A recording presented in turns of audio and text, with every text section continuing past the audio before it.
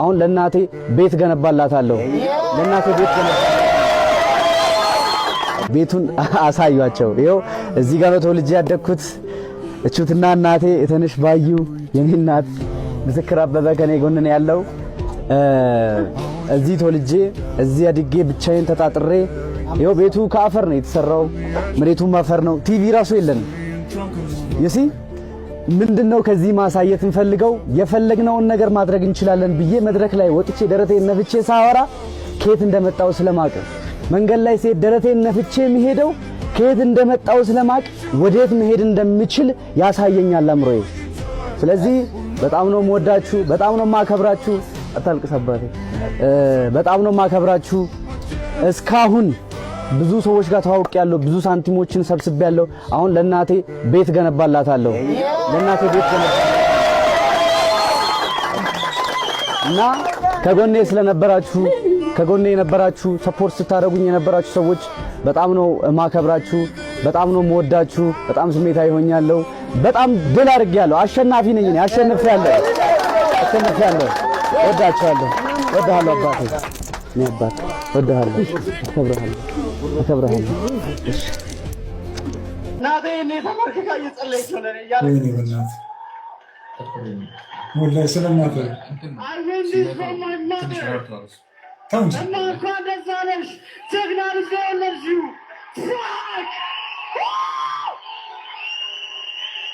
ማዘር ስለኔ እንዳታስቢ ጠንካራ ልጅ ነው የወለድሽው በራስ መተማመን ያለው ጀግና ልጅ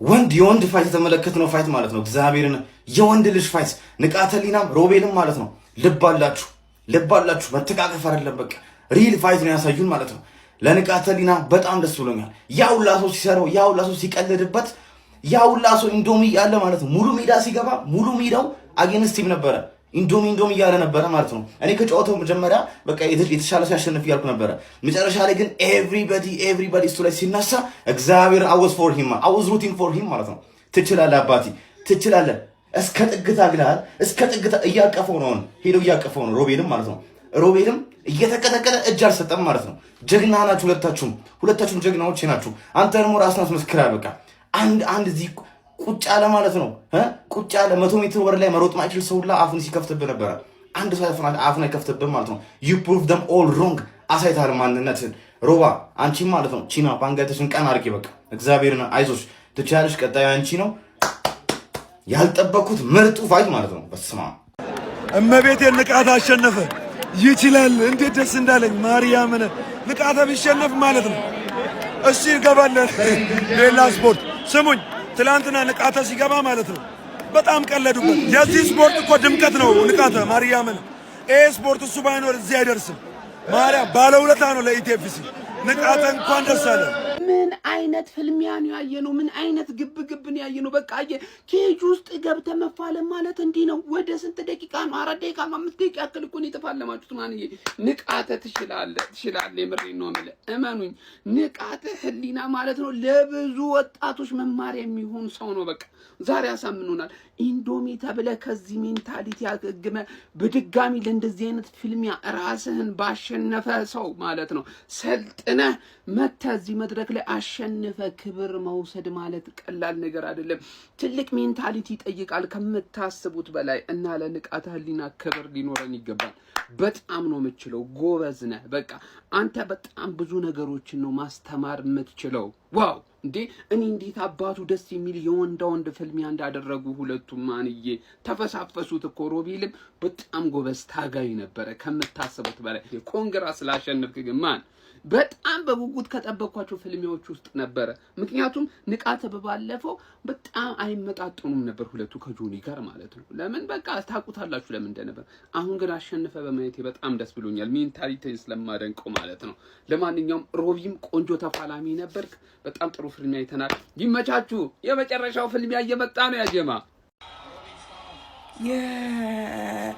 የንቃተ ህሊናና የሮቤልን ጌም እያያችሁ ያላችሁ ሰዎች ሙሉ ሰውነቴ ነው ሸክ እያደረገ ያለው እዛ ያላችሁ ሰዎች ወይም ደግሞ እነዚህን ሰዎች የምታውቋቸው ሰዎች እንዴት ነው እያያችሁ ያላችሁት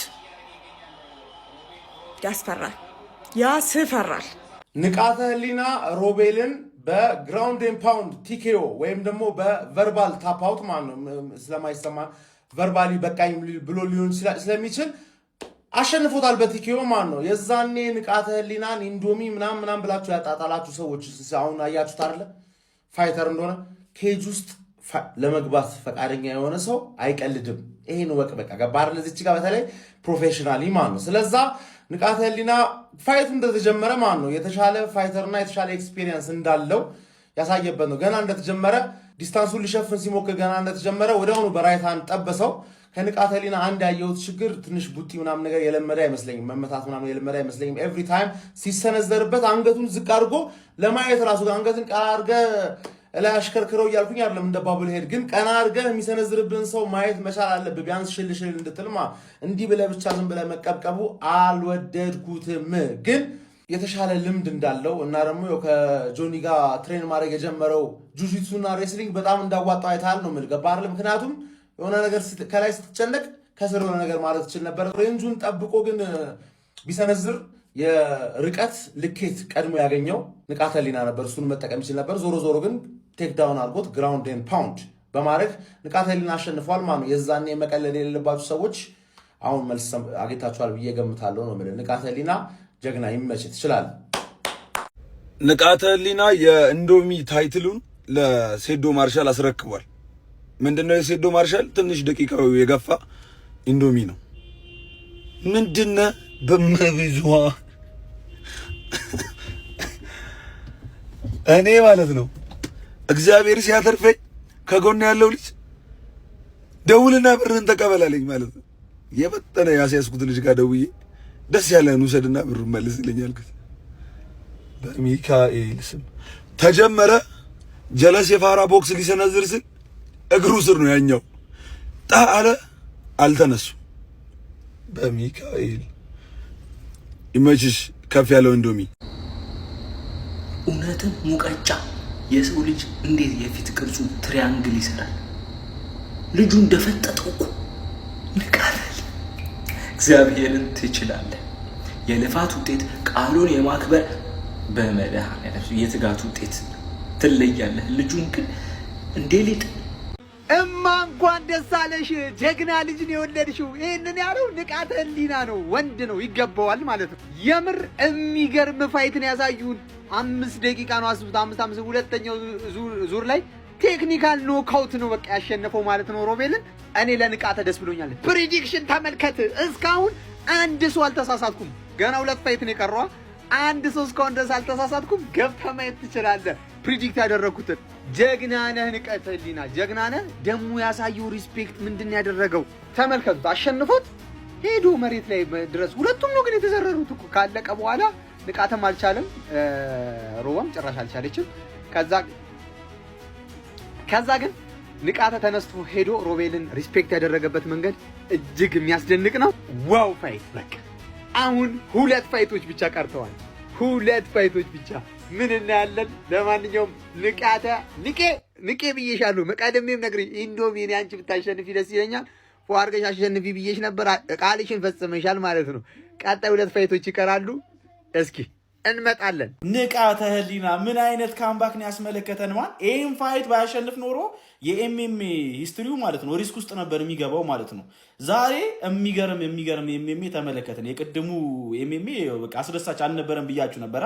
ንቃተ ህሊና ምን አይነት ካምባክ እንዳሳየን ግን በደንብ በቃ ተለውጦ እንደመጣ በደንብ አሳይቶናል ማለት ነው። አንተ ምን አይነት ፋይት ነው ከሮቤል ጋር ያደረጉት?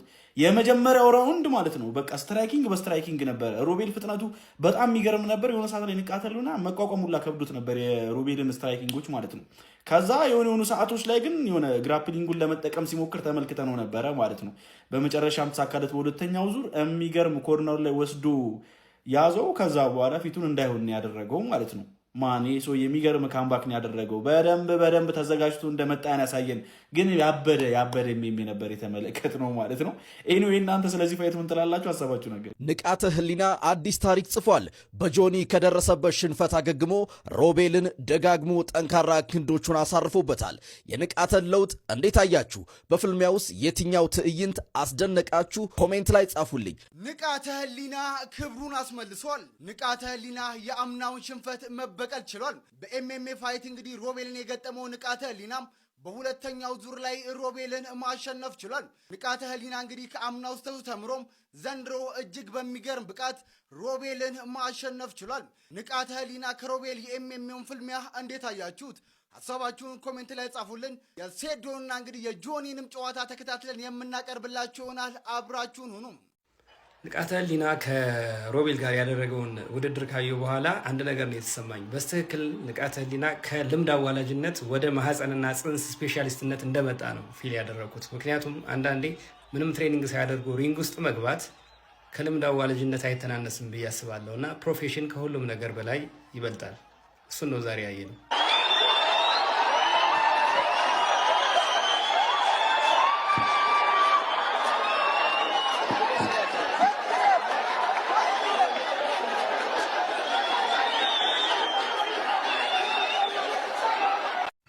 ሲጠብ ቀዝቀዝ ያለ ነው። ተቃቅፈው ሁለቱ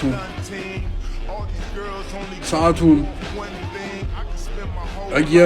እየተጠቀሙት ይገኛሉ። ምን ይፈጠራል? ንቃተ ህሊና ለመጣል ጥረት እያደረገ ነው። ንቃተ ህሊና ሮቤል ከላይ ሆኗል። መሬት ላይ ወርቋል። ይህንን አድቫንቴጅ ሊጠቀም ይችላል ወይ? ንቃተ ህሊና ከላይ ሆኗል። ምን ሊፈጠር ይችላል እዚህኛው ጨዋታ ላይ? አሁን በክርኑ መምታት ፓንቾችን እየሰነዘረ ነው። ጠንካራ ቀኝ እጁን እየተጠቀመ ነው። ሮቤል ከታች ነው፣ መነሳት ይኖርበታል። ንቃተ ህሊና ተደጋጋሚ የቀኝ ቡጢዎችን እያሳረፈ ይገኛል። ሮቤል መነሳት ይኖርበታል፣ ወይንም ደግሞ መከላከሉን በተጠናከረ መንገድ ማስኬድ አለበት። ንቃታውንም ከላይ ሆኖ ቡጢዎችን እየሰነዘረ ነው። ሮቤል ደምቷል። ሮቤል ደምቷል። ደም እየተመለከትን ነው። ክቡራትና ክቡራን መነሳት ይኖርበታል። ሁለተኛው ዙር ላይ ነን። ሮቤል ከታች ሆኖ ቡጢዎችን እየተቀበለ ይገኛል። ጥርሱ ላይ የመድማት ምልክት እያየን ነው። ንቃተም ከላይ ሆኖ ቡጢዎችን እየሰነዘረ ነው። ሁለቱም ተዳክመዋል። ከባድ የክርንና የቡጢ ምቶች ንቃተ ህሊና እያሳረፈ ነው። ምናልባት መነሳት የማይችል ከሆነ በኖካውት ሊያልቅ ይችላል። ንቃተ ህሊና ከላይ ሆኖ አድቫንቴጁን እየተጠቀመ ነው። ቡጢዎችን እየሰነዘረ ነው። ሮቤል ካልተነሳ ጨዋታው ምናልባት እዚህኛው ዙር ላይ ሊያበቃ ይችላል። ተደጋጋሚ ቡጢዎችን ንቃተ ህሊና እየሰነዘረ ነው። አሁንም ሮቤል እጅ አልሰጠም። ካልተነሳ ግን ለሱ ከባድ ነው። ንቃተ ህሊና ሙሉ ጉልበቱን ተጠቅሞ ቀኝ እጁን ግራ እጁን ተጠቅሞ ጠንከር ያሉ ቡጢዎችን ሮቤል ላይ እያሳረፈ ነው። ሮቤል ምን አይነት ጠንካራ ሰው ነው! እጅ አልሰጠም እስካሁን፣ ግን መነሳት ይኖርበታል። እስከ መቼ